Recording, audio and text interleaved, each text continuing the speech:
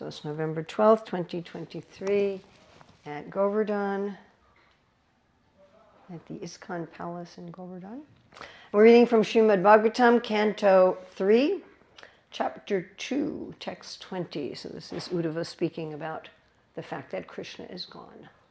Tataiva chanye naralokavira Yaha ve Krishna mukaravindam Netrai pibanto nayana biramam Parthastra putra padama purasya Tata, as also Evacha, and certainly Anye, others, Naraloka, human society, Viraha, fighters, yea, those, Ahave, on the battlefield of Kurukshetra. Krishna, Lord Krishna's Mukha Aravindam, face like a lotus flower, Netrai, with the eyes, Pibantaha, while seeing, actually that literally means drinking. So, yeah, drinking with the eyes. Nayana Abhiramam, very pleasing to the eyes. Partha, Arjuna, Astraputaha, purified by arrows. Does that sound like a very nice way to get purified? By arrows. Huh? Padam, abode. Apuhu, achieved. Asya, of him. Srila Prabhupada's translation. Certainly others who were fighters on the battlefield of Kurukshetra were purified by the onslaught of Arjuna's arrows, and while seeing the lotus-like face of Krishna, so pleasing to the eyes, they achieved the abode of the Lord. Srila Prabhupada's purport. The Supreme Personality of Godhead, Lord Sri Krishna, appears in this world for two missionary purposes, to deliver the faithful and to annihilate the miscreants. But because the Lord is absolute, his two different kinds of actions, although apparently different, are ultimately one and the same. His annihilation of a person like Shishupal is as auspicious as his actions for the protection of the faithful. All the warriors who fought against Arjuna, but who were able to see the lotus-like face of the Lord on the battlefront, achieved the abode of the Lord, exactly as the devotees of the Lord do. The words pleasing to the eyes of the seer are very significant. When the warriors from the other side of the battlefield saw Lord Krishna at the front, they appreciated his beauty, and their dormant instinct of love of God was awakened. Shishupala saw the Lord also, but he saw the Lord as his enemy, and his love was not awakened. Therefore Shishupal achieved oneness with the Lord by merging in the impersonal glare of his body called the Brahmajyoti.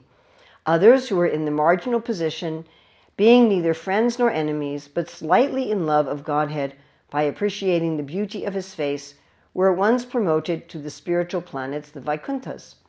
The Lord's personal abode is called Goloka Vrindavana, and the abodes where his plenary expansions reside are called the Vaikunthas, where the Lord is present as Narayana.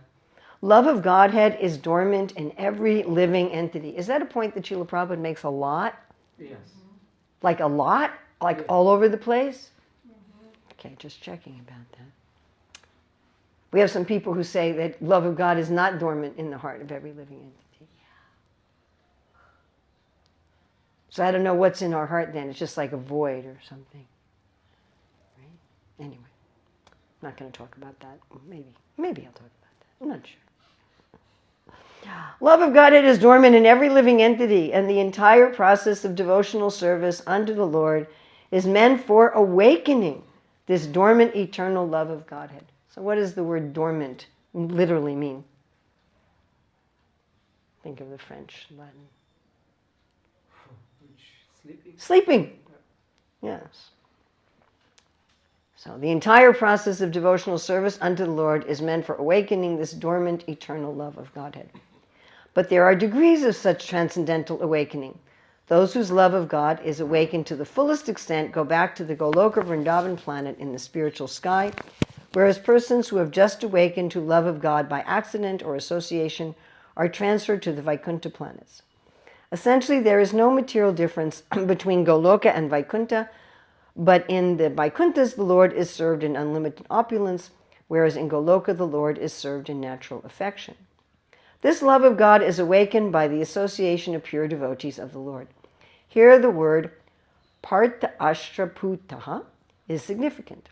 Those who saw the beautiful face of the Lord on the battlefield of Kurukshetra were purified first by Arjuna when he made his onslaught with arrows. The Lord appeared for the mission of diminishing the burden of the world, and Arjuna was assisting the Lord by fighting on his behalf.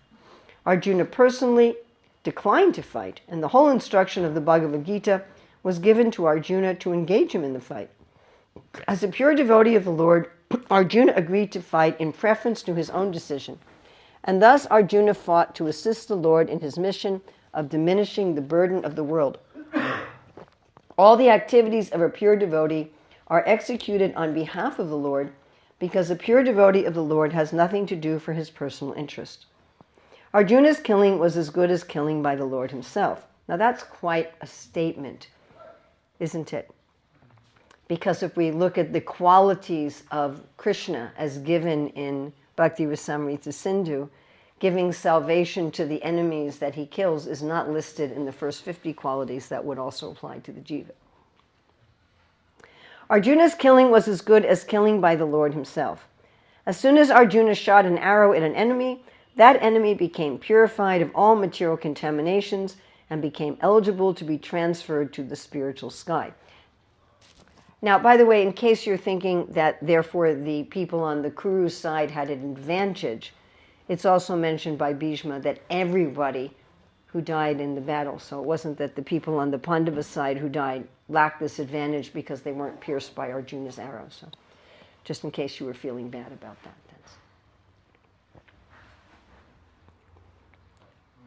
Those warriors who appreciated the lotus feet of the Lord and saw his face at the front had their dormant love of God awakened, and thus they were transferred at once to Vaikuntha Loka, not to the impersonal state of the Brahmajyoti as was Shishupal.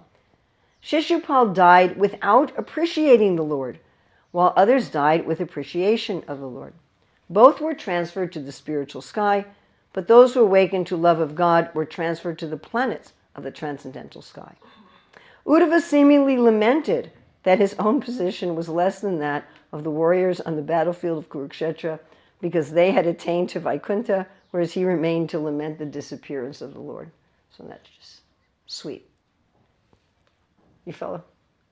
That's just his rasa, that he's thinking, I'm less fortunate because I'm... Is he less fortunate? No. Not at all. But he's thinking, oh, they have more fortune than me. Tadaiva chande nirloka vira, ya avaye Krishna mukaravindam, netrai pibanto nayana biranam, partastraputa pata apurashya. Certainly others who were fighters on the battlefield of Kurukshetra were purified by the onslaught of Arjuna's arrows, and while seeing the lotus-like face of Krishna, so pleasing to the eyes, they achieve the abode of the Lord. So here we're looking at opportunity and how we respond to that opportunity. And Prabhupada's talking about that different persons responded differently to getting pierced by Arjuna's arrows and seeing Krishna's lotus face. So beautiful that they were drinking his beauty through the eyes. So when Srila Prabhupada was here in Vrindavan in 1972, lecturing on the nectar devotion, he said that Krishna is giving a chance always 24 hours imperceptibly. So we're not necessarily seeing every minute of every day, every second of every day, Krishna's lotus face in front of us. So we might not be perceiving that we're being given this chance. But actually, Krishna is giving this chance to everybody all the time. in some form. Yeah? Just like we've recently published a book on how to meditate on Krishna in the world. And there's, like Krishna says, I'm the fragrance of the earth. And Prabhupada says, even if you don't read the scriptures, even if you don't have a guru, you can understand God by the fragrance of a flower. So there's evidence everywhere. And Prabhupada often makes this sort of point, that even if you're not educated, even if you're not trained, you can see God everywhere. You can see God in the order of the seasons and the trees and the artistry of the birds and so many things. And so Krishna is giving everyone a chance 24 hours imperceptibly. So there's kind of a mystery of the world, that the world is made both for sense gratification and for liberation. And what we're supposed to do is we're supposed to wake up what's dormant. And then we're going to look at the various roles of waking up what's dormant. We have the role of the devotee, in this case Arjuna, but in general the devotee, the role of God, and our own role. So Prabhupada says this is the mystery of the creation, that the creation is designed for us to forget Krishna and to remember him, both. It's like we were saying that Krishna is always there in nature, but the atheists, they use nature as an excuse to forget God. It's quite peculiar to me how anybody can look at nature and say there's no creator, there's no intelligence. I actually find this, I can't wrap my head around it at all. How is this possible? You know, something this simple as a little leaf bowl. I mean, this is extremely simple, yes? I'd imagine you'd have to be at least a 5-year-old human to make this. I doubt that a 2-year-old human could make it, and the monkeys around here certainly couldn't make it, right? I mean, you have to have a certain level of intelligence. And it's so simple compared to a flower, or compared to a little insect, or, you know, if we take very, very simple things in this world, they're far more complex than this. And just like archaeologists, you know, they can dig and they can find, oh, this is evidence of intelligence. But the whole world is evidence of Krishna's intelligence. Krishna's artistry, yeah? Krishna's penchant for individuality. Sometimes I give a whole class, especially to new people, about what can you understand about the nature of God just by looking at the world. And yet people can look at the world and not see God at all. They can think everything's... Why is everything perfectly adapted to its environment? Well, that's just happened over billions and billions and billions of mistakes.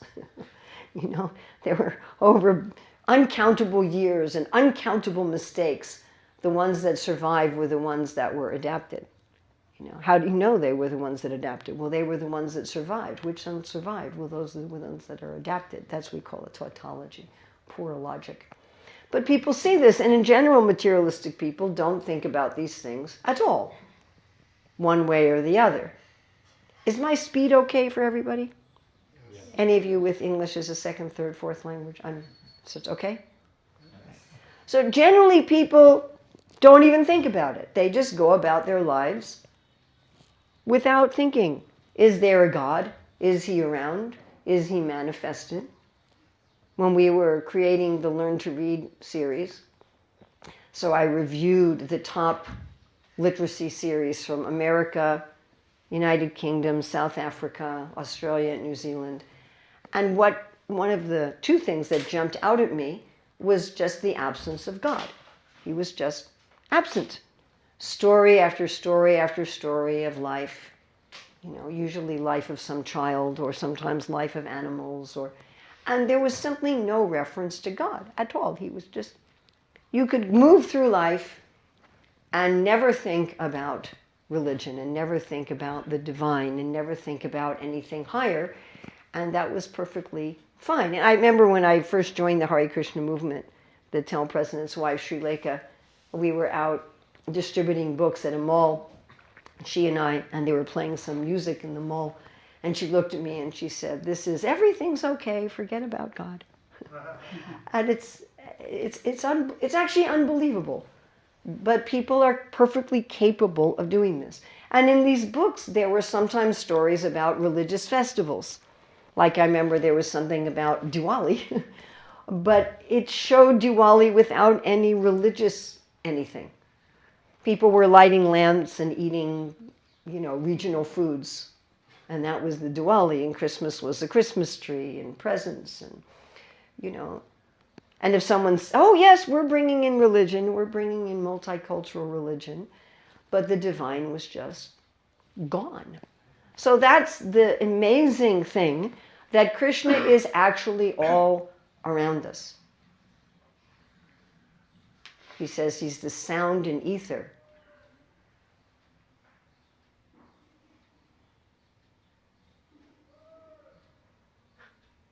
Prabhupada says if you don't want to chant Hare Krishna, you can meditate how Krishna is the sound and ether. That's Krishna. The Bhagavatam says the trees are the hairs on his body. And we're walking among the trees. It's like we're walking on his body. The birds are his artistic sense, the parrots, the peacocks, the pigeons even, how they fly, how they move, how they make sounds. Okay? He's constantly there. I mean, we shouldn't think that, well, okay, I'm not on the battlefield of Kurukshetra and I'm not seeing Arjuna and I'm not seeing Krishna's beautiful face. But we are seeing Krishna's beautiful face constantly.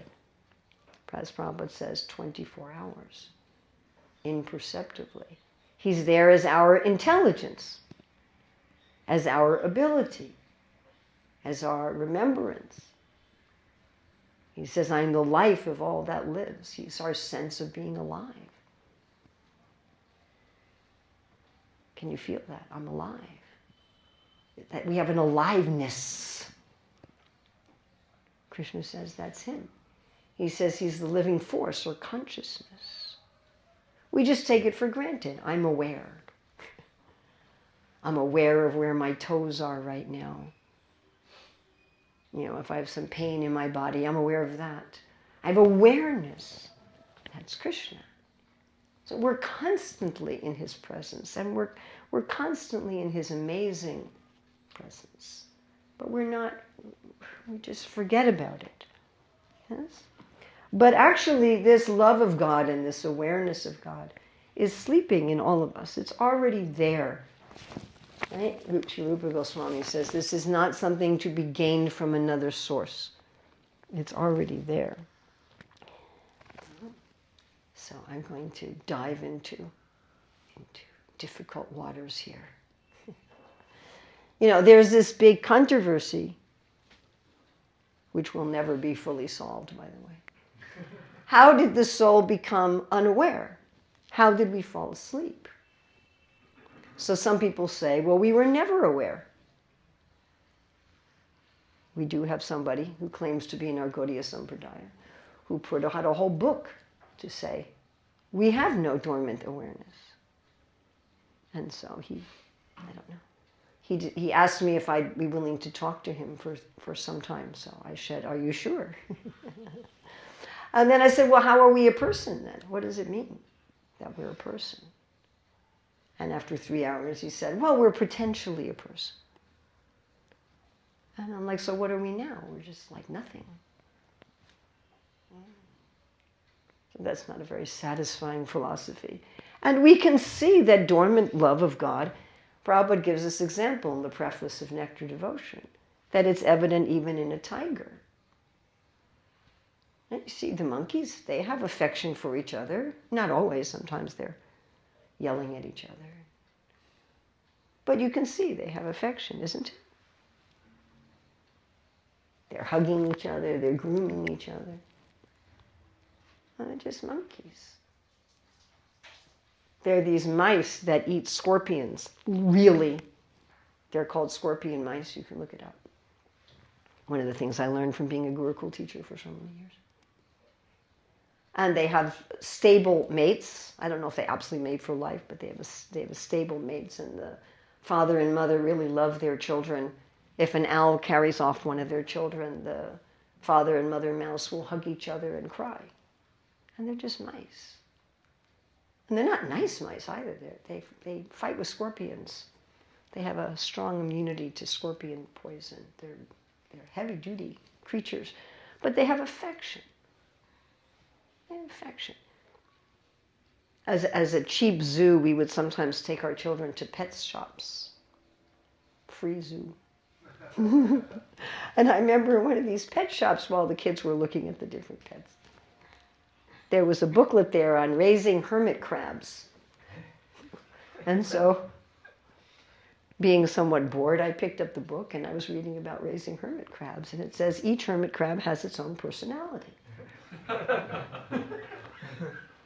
And it says if you have several hermit crabs and you have an obstacle in the tank or whatever, some of them will consistently stop and turn around. Some of them will consistently go around it. And some of them will consistently go over it. And you can tell which hermit crab will act in which way.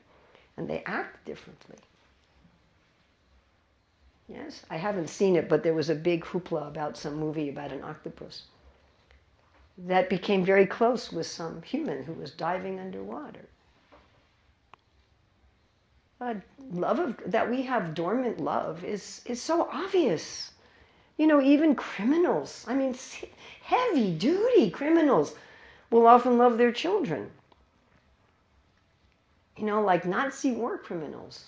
They often love their own children or their own dog or something like that. It's so obvious that we have love in us. It may be, manifested in some perverted way. I was just recently reading where Srila Prabhupada said that this tendency to find happiness in the happiness of God, which Prabhupada talks about in this purport, how Arjuna gave up his own separate concept of happiness in order to make Krishna happy, which is an idea that's very misunderstood often by beginning devotees. They think it means like repressing your in nature or something like that. But anyway, this tendency to find happiness by giving and happiness by serving, Prabhupada said it's there. It's obvious in the tendency to be charitable, to help others. And I always give this example, in Christian-based countries, Christmas is a big holiday, and the stores make, a huge amount of their money for the year by selling presents that you give to others. Now, let's say they started saying, well, this is a really foolish holiday. Why are you spending all this money? People save all year, right, to spend money giving presents to others. But they might not like your presents, and you might not like what presents they give you. So why don't you take this money and just spend it on yourself? Be much more efficient, wouldn't it? Right? Imagine everybody took the money and they just bought presents for themselves and they wrapped it up and they put it under the tree. And in the morning they opened their presents they had purchased. Would that work? No, it wouldn't work. Why? It's so peculiar. It's illogical. It doesn't make the slightest bit of sense. Why would I spend thousands? These people are spending thousands of dollars buying presents for others and having a gift exchange. Because it's more pleasurable to give. Isn't that? I mean, it's strange, isn't it? It's not logical. And it doesn't make any sense in a mechanistic universe where there's no God. It just doesn't make the slightest bit of sense. I mean, we enjoy cooking for others more than cooking for ourselves, yes? Yes. It's always like that. And if you've ever cooked or served a big feast, and maybe you were so absorbed in it there were hardly any preps left for you, and you didn't really care. Right? When I used to be in charge of the Janmashtami serve out at Hillsborough, I told the servers, make your own plates first. Put it aside. Otherwise there'll be no, paneer sabji left for you. But we can get more satisfaction. Yeah, you can get more satisfaction making a surprise party for your friend than having a birthday party for yourself. Because love is dormant in the heart of all living entities. And ultimately, this is love for God. So this question was asked by Sukadeva Goswami. He was very confused when Krishna manifested as the cowherd boys and the calves when Lord Brahma stole them. And then everyone had more affection. The cows had more affection. This is a little side point. So the boys and the calves were exactly identical to the original ones, right? Exactly, but not exactly. There was one way in which they were different. What was different? It was a different rasa. There was a different rasa going on because they were actually Krishna. By the way, you can't have two identical jivas. That's why Lord Brahma was so bewildered. I mean, why would Lord Brahma be so bewildered? I'm sure he was familiar with the concept of identical twins. I mean, why would he be so bewildered? Because you can't have two identical jivas. We're unique.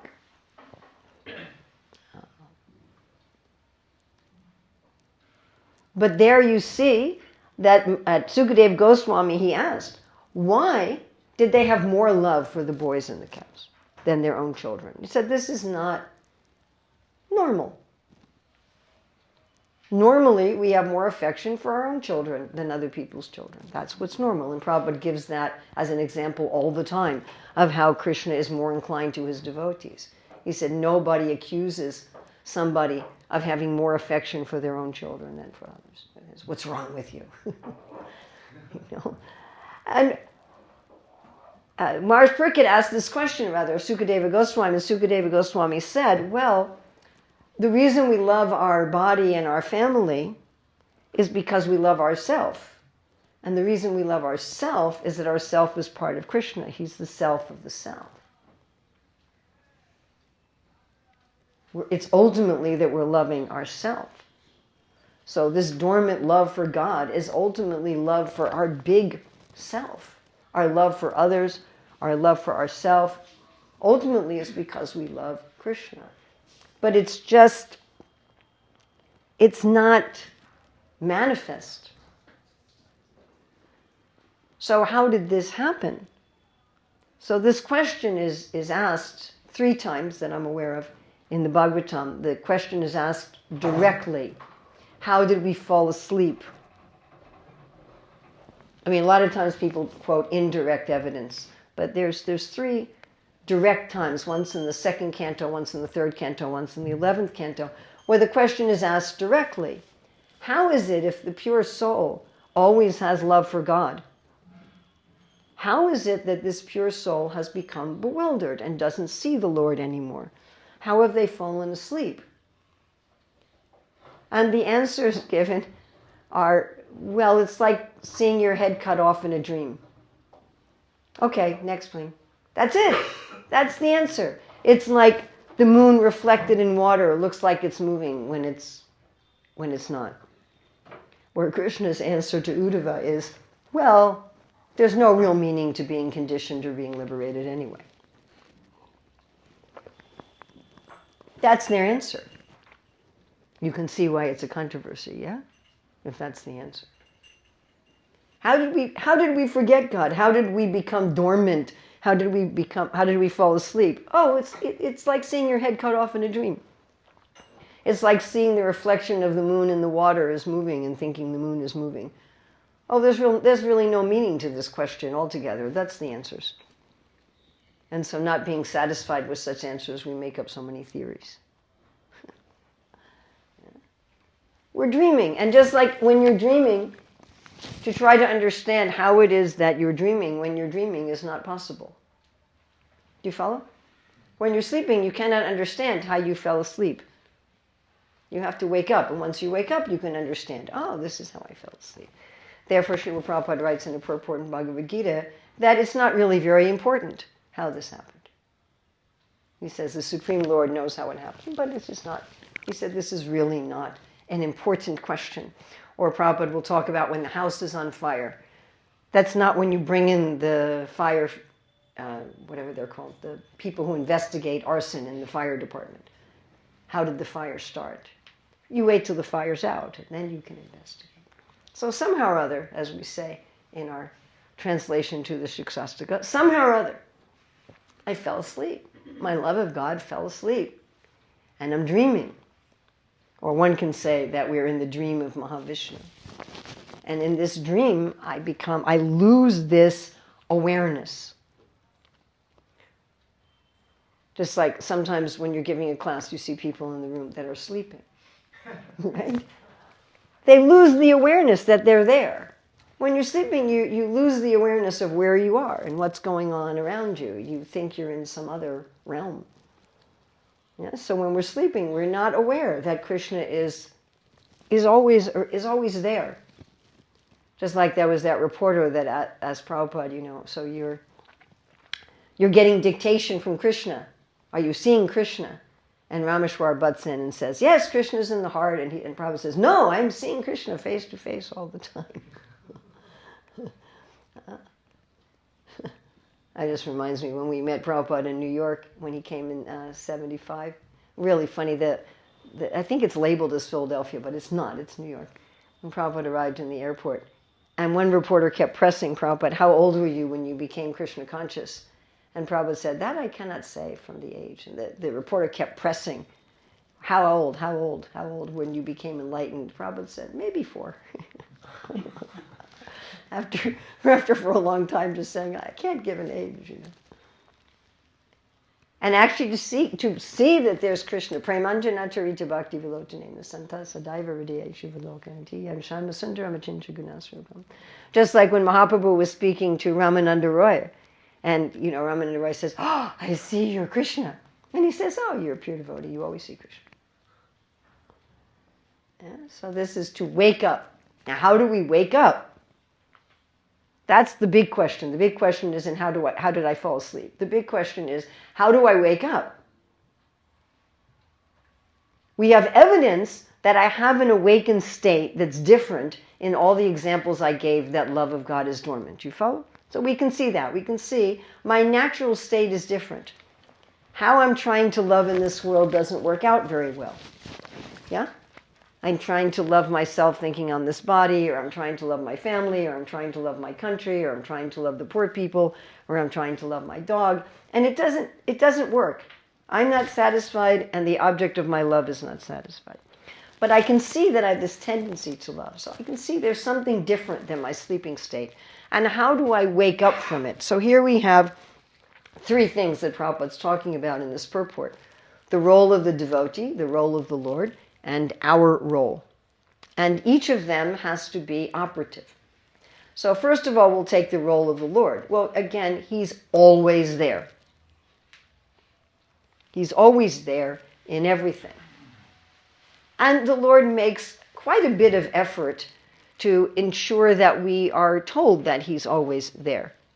Right? Srila Prabhupada refers to a Gita verse in this purport without quoting it. Does anybody remember? I didn't point it out when I read it, so I was hoping somebody would notice. Prabhupada made a reference in this purport to a Bhagavad Gita verse. He didn't give the verse number, he didn't quote the verse. Paritranaya sadhunam vinashaya taduskritam dharmastamstapanartaya sambhavami yuge, that he comes to deliver the pious and to annihilate the miscreants. And right after that, Prabhupada said that, anybody remember? That these two are identical, that whether you're Krishna saving the pious or annihilating the miscreants.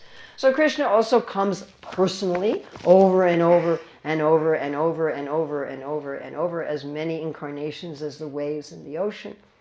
So he's there in nature all around us, which he gives instructions in the Shastra, how we can see him in nature. He's constantly incarnating. He's there in all the religions of the world, all the bona fide religions of the world. There's some talk of God, some understanding of God, some scriptures that describe God. So he's constantly, over and over and over and over again, coming before us and saying, here I am, here I am, here I am, here I am. Yes? He's constantly doing that. He doesn't leave us at any time bereft of his presence in one way or another.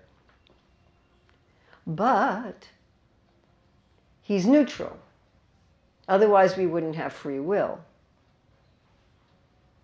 Right? Even in the Bhagavad Gita, years ago I met one Indian gentleman who says, Yes, I read the Bhagavad Gita every day. I have a favorite verse, and I live my whole life by this verse. I said, oh, what is that verse? My dear Arjuna, now you can do whatever you like. So Krishna is neutral. I mean, he's not biased. He says, I don't have dvesha, I don't have enmity for anyone. Not priya, not dvesha. No one's dear to me. No one's my enemy. In one sense, suhridam sarvabhutanam. He's everyone's friend, but he's neutral. He's not going to force us. Prabhupada said this, that's not love. Love isn't, love like Ravana's idea of love, where Ravana goes to Sita and he says, if you won't love me, I'll have my cooks cut you up and I'll eat you for breakfast. And I'm thinking, that wouldn't really induce me to love you, Just doesn't make it for me,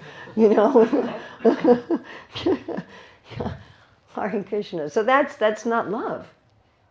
And Krishna doesn't want, and it's an unfortunate thing that so many religions, they present God something like that, isn't it? Yeah. It's really, I find it not just sad, but a tragedy. Just absolute tragedy. We were listening to this Muslim in Bahrain give us a synopsis of Islam. And she was like, when you die, you go to the gates and they have 3 questions. Who's God? Who's the prophet? And how'd you live your life? And depending on how you answer those questions, depends on whether you're eternally enjoying in heaven or whether you burn in a lake of fire forever. And I'm like, whoa, my teachers weren't that mean. Imagine parents like that. You'd be arrested. You'd be jailed. If you don't obey me right now, then I'm going to torture you for eternity. So this is the what's being taught. It's really a shame. That God is trying to force us, that he gives us one life, and in this life, it's force. If you don't believe in me, if you don't surrender to me, if you don't love me, I'm going to punish you forever. And it's not like that. I always like to give the example in the 5th canto, how there's this subterranean heavenly planets for the demons. And Rupa Goswami gives this example that Krishna is dependable. And he says, the demons know if I follow the rules, Krishna won't bother me. If you're a good moral demon, you get to go to the subterranean heavens. Krishna's not envious. Like, you can be an atheist. But if you follow the proper rules and you're a moral person, you follow the laws of karma, there's a heaven for you. And it's a really nice heaven. There's no theists there. Nobody no one will knock on your door trying to sell you a religious book. And you don't even see the passing of time. A lot of the indicators of the presence of God in nature are gone. It's our artificial lights, like Las Vegas at night. And you can just... Krishna's not envious, is the point. He's neutral. So Krishna's not going to push himself in our face. I'm here! It's more like, I'm here. I'm here. Here I am. I'm over here. And I'm over here.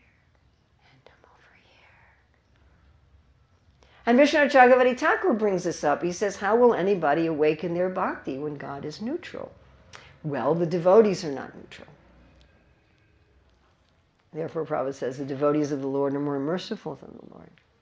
The devotees will get in your face and say, there's a God!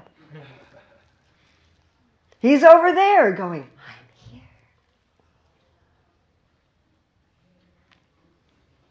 The devotees will give out prasadam. They'll give out the holy name. They'll give out books.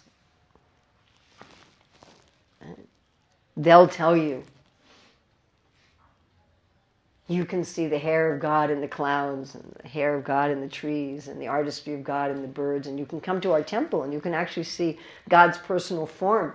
And you can read about him in the Bhagavatam, and you can look, and here's God, and here's God, and here's God. And without the devotees, practically speaking, there's no hope. Practically speaking, you could say. I mean, yes, Krishna can become the guru of someone, but generally speaking, without the devotees, there's no hope. And the devotees are willing to take risk, because when you wake up sleeping people, they may not always appreciate it. I'm sure we've all had that experience. Time to get up. Where's the snooze button? What time is it anyway? There's some nice prasad. So we risk. I mean, it's a heavy risk. Sometimes you may get killed for trying to wake people up. I mean, it happens. But we also have our role. Like Srila Bhaktisiddhanta Saraswati says, you throw the rope down in the well. To save somebody, they have to grab the rope. So how interesting in this purport where Prabhupada's saying that those who got purified by Arjuna's arrows and saw the beauty of the Lord and were attracted, their dormant love for Krishna awakened. And even though it was a slight awakening, it was enough to bring them to Vaikuntha. Prabhupada's statement about the difference between Vaikuntha and Goloka here is a general statement. It's not an absolute one, because there are living entities that their ultimate expression of love of God is in Vaikuntha. Like Bhishma, for example. But in Vaikuntha, so many of the residents are in Shantaras. They're not doing active service. They're just appreciating. Oh, I live in the kingdom of God. He's wonderful. It's personal, but it's peaceful. So Prabhupada's talking here about degrees, and that's a fact, there are degrees, but also there's so many statements that everyone goes to the place that is best for them. So there are some beings who can go from Vaikuntha to Goloka. Of course, we have Gopakumar, and Prabhupada writes that in Nectar Devotion, that Vaikuntha may not be the final destination, but for some people, they're saddest for some jivas, many, their ultimate expression is in Vaikuntha. But then Prabhupada says there were others who saw Krishna and Arjuna, and they didn't respond with love. And they went to the Brahmajyoti. So that's up to us. I mean, I think about like Kaliya. Of course, he did become a devotee. But Kaliya sees Krishna and he says, oh, he's so beautiful, I want to kill him. I mean, perhaps a better example is Kalyavana. Kalyavana saw Krishna and he says, oh, he's the one that I heard about. Let me kill him. And he wasn't even killed by Krishna. We don't even hear that he went to the Brahmajyoti. So it's entirely possible to see God and say, blech, I don't like him. I want to kill him. I don't want to serve him. That's entirely possible because we have free will. So sometimes, at least I have thought this, so perhaps some of you have thought this as well. Well, my lack of advancement in Krishna consciousness is Krishna's fault. If he was just more perceivable, if he would just manifest more in his holy name, if he would just manifest more in the deity, if he would just manifest more in the trees and the clouds, then of course I would fall in love with him and I wouldn't have any problems. It's not my problem, it's his problem that he's not manifesting enough. I've definitely thought this way. But Krishna's always there. It's how much do I choose to allow myself to wake up? How much do I choose to allow my false ego to drop away? What are we doing instead of waking up? We're holding on, right? Have you ever really liked a dream and you didn't want to wake up? And that's kind of what we're doing. But this is not a pleasant dream, my dear friends. It really isn't. I mean, it has its pleasant moments. It does, absolutely. It definitely has its pleasant moments, like eating cheesecake at the MBT or something, It has its ups. But altogether, it's not a very pleasant dream. It really isn't. And if you think it is when you're young, as you get older, you find this really, it's not you've got this falling apart car that you're in. You go on these old rickshaws and they bump at every bump and, and the body becomes like that. When we get sick, and then we have so many mental anxieties and so many interpersonal problems and mosquitoes, and it's not a very nice dream. But we're holding on to this, I am this. I am this identity. I am a New York American woman. That's who I am. And I have this good quality, and I have these accomplishments, and that's my identity, and I'm going to hold on to it. Wake up, no. What will happen to me? I'll disappear. I won't exist anymore. So that's the problem. The problem is, how much do we want to respond? How much are we willing? And how much do we want to respond is how much are we willing to let go of our false identity and our false idea of Ishwar Hamaham Bhogi. How am I going to be happy in this world? And then depending also on how much we allow our dormant love to awaken and to what extent, then we do go to different destinations, right? Actually, this was the question that prompted the Brihad Bhagavatamrita, where Uttara asked Maharaj Parikshit, does everyone go to the same place? Right? And he tells this whole wonderful story of the different destinations, different types of devotees and different types of destinations. And of course, Srila Rupa Goswami explains this so wonderfully in his Bhakti Rasamrita Sindhu. So we can go to different spiritual destinations depending on our degree of waking up, but also depending on our flavor of waking up. Oh, Krishna, I want to love you in this way. Oh, Krishna, I want to love you in this way. Krishna, I want... And that becomes... Our dormant love of God is not just love. It's a specific love. I want to love you as this. I want to love you as this. And Lord Brahma has this wonderful verse in prayers to the creative energy, prayers for creative energy, that the Lord manifest in whatever form we want to see him. So not only will the Lord manifest, but as we awaken our dormant love, he'll manifest in a very, very personal way.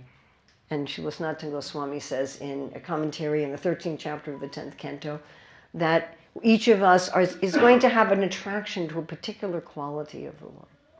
We're going to have a particular rasa with the Lord that only we have. So this is the purpose of the Hare Krishna movement, to awaken our dormant love. For this we have one of the greatest devotees ever, Srila Prabhupada. And we have the supreme form of the Lord as Krishna, as Sri Chaitanya Mahaprabhu. So now it becomes us to respond. So thank you very much. Thank you for this opportunity in this wonderful place at this wonderful time. So do we have time for questions, or should we just end? No. Yes? No, I wanted her to get your question. Yes, Ruben. There's a mic. There is a mic.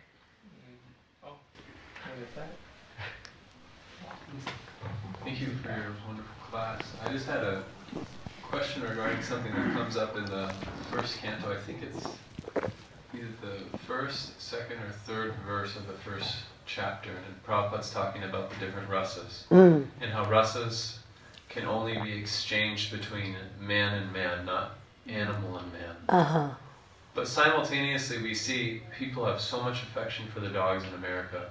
You're mentioning this example of the octopus and the man. Yeah. So what does Prabhupada mean when he's saying that? So it's not actually an exchange, because the understanding is not the same on both sides.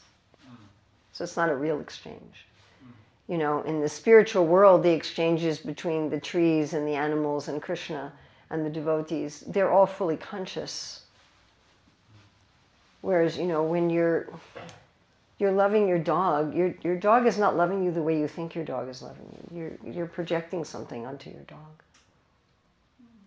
It's not. I was just actually reading in Chaitanya Charitamrita yesterday, where Prabhupada was talking about how love, there has to be two. There has to be some understanding.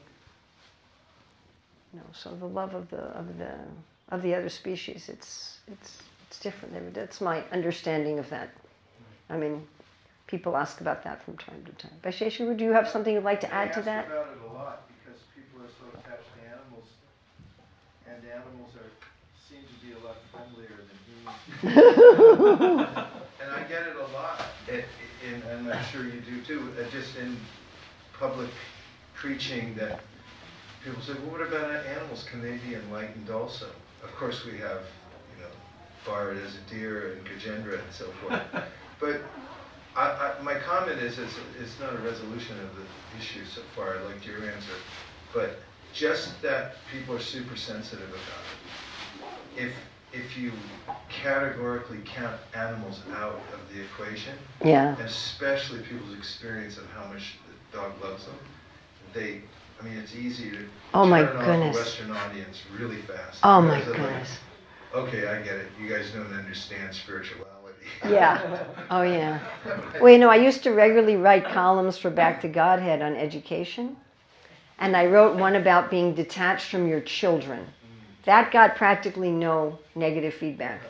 I wrote one about being detached from pets. I was attacked. I was absolutely attacked.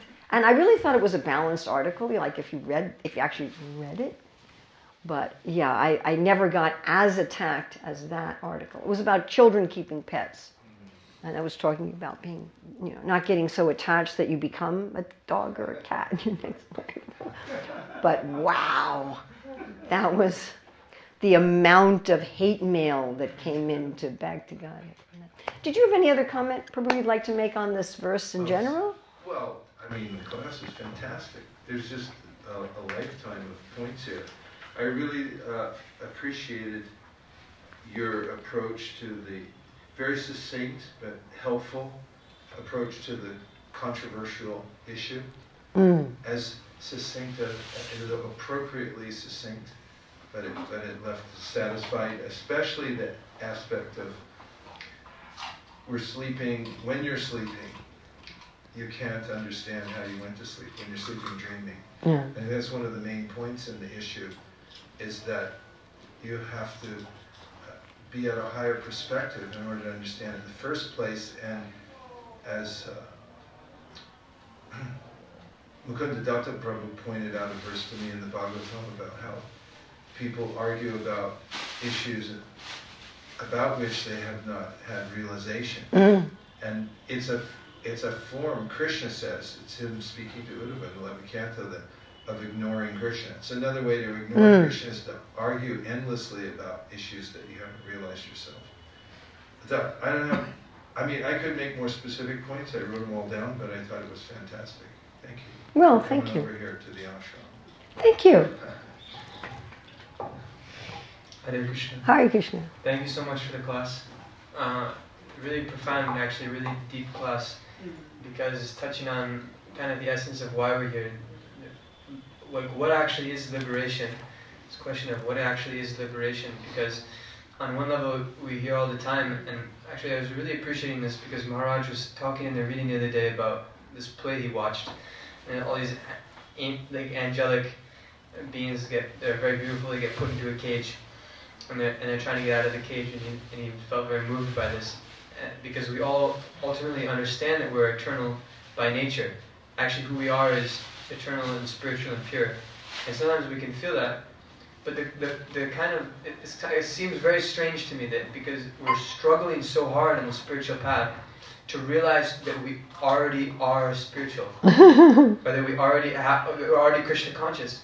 And it's also pretty amazing to me that when people first become devotees, I guess you could say it's like a honeymoon effect, and then like people will get the full experience of really elevated states of Krishna consciousness. I don't know, I'm pretty sure a lot of people do. At least you can see that new bhaktas are so ecstatic, but it's true, you can get amazing experiences of Krishna where this natural nectarian love is just pouring from your heart, and you've not practiced anything. You just came to the temple, you just took prasad, you just met the devotees. So how is it that you're having this experience? It's like it's already there, it's already within you. It's not like anything that you're manufacturing or forcing. But then somehow later, where did it go? It's there and it's not there. And it's a total mystery how it is that if we're already liberated, we're striving so hard to get the liberation. Obviously this is the biggest question in spiritual life.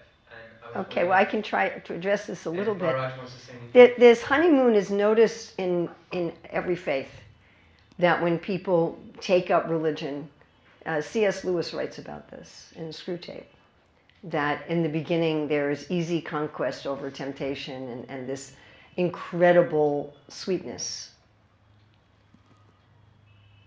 And I can give several reasons for this. Ravindra Sri Prabhu talks about how in the beginning we're generally inoffensive. We're just simple and we're innocent. It is possible to go from there directly to bhava, according to Srila Rupa Goswami. What you experience in the beginning is actually a shadow or a reflection of bhava. In the association of devotees, or at a holy place, or Srila Rupa Goswami says at a festival. And he notes, and Srila Prabhupada also notes in Nectar Devotion, that it's possible for that shadow or reflection to very quickly turn into bhava. Bhanu Swami talks about this. He says you don't really need to go through all the stages. But two interesting things happen. I think one on our part and one on Krishna's part. On our part, there's a fear also. Like in this purport, Prabhupada talks about how Arjuna put aside his own desires to serve the desires of the Lord. And that sounds very frightening to most of us. We've had experience in this world where I put aside my desires for someone else and I get exploited. Yes, we've all had that experience. It's frightening. We're afraid of our own self. Like it says the demons are envious of themselves. We're actually envious of ourselves. We're afraid of who we are. We don't really want to be a servant. We're afraid of being a servant. We're afraid that I'll lose my identity. I'll lose my power. I'll lose my autonomy. I'll lose my agency. We're afraid. I mean, I've seen this happen many times, but one particular discussion I had with a devotee who he'd done something, minor foolish thing. It wasn't a major foolish thing, but minor foolish thing. Common thing. And devotees were super critical of him. He was the temple president. Super, super critical of him. And for doing this thing. And he became very bitter. And in his bitterness, he was not a very pleasant person to be around. So I was giving class in that temple, and in the verse or purport, it said specifically that we should love everyone, that we should be kind to everyone, and we should love everyone. And so I said that.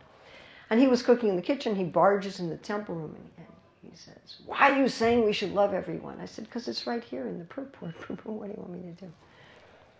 Anyway, so he asked me to come to his office. I came to his office, and I said, "Prabhu, I wasn't saying that you should love everyone. I was saying that everyone should love you." And when I said that, it was if, on a very dark, cloudy day, and all of a sudden the sun comes out. Yeah? It would look like that. I mean, actually, his whole demeanor just...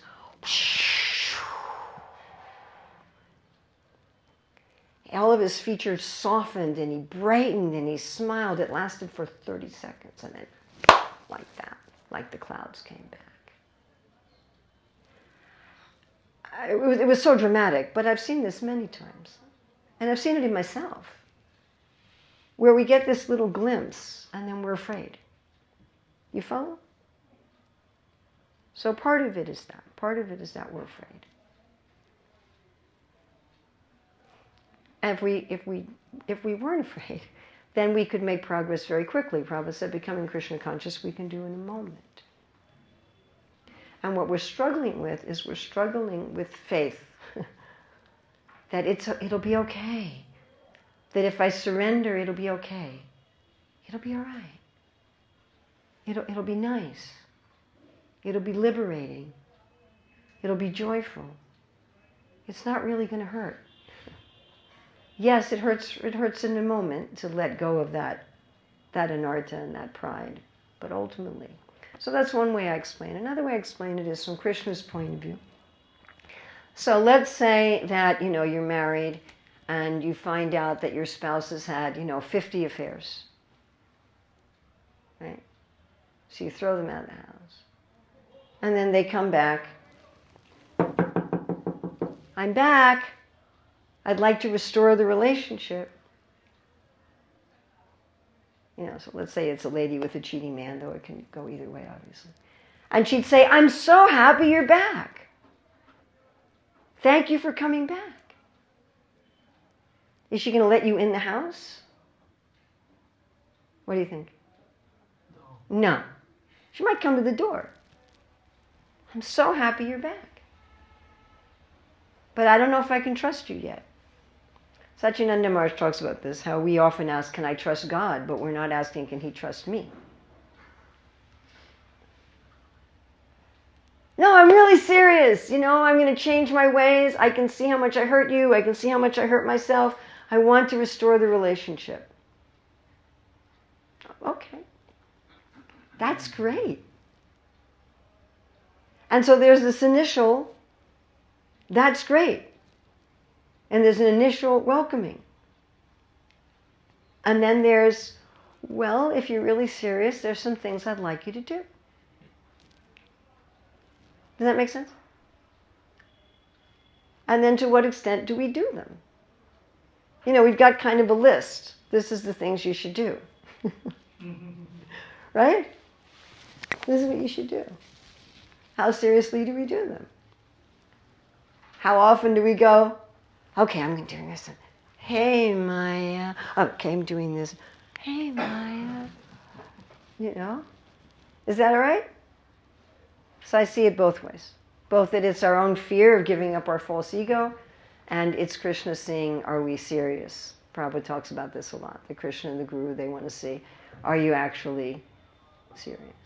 Okay, so we should end now? Yes. Thank you very much.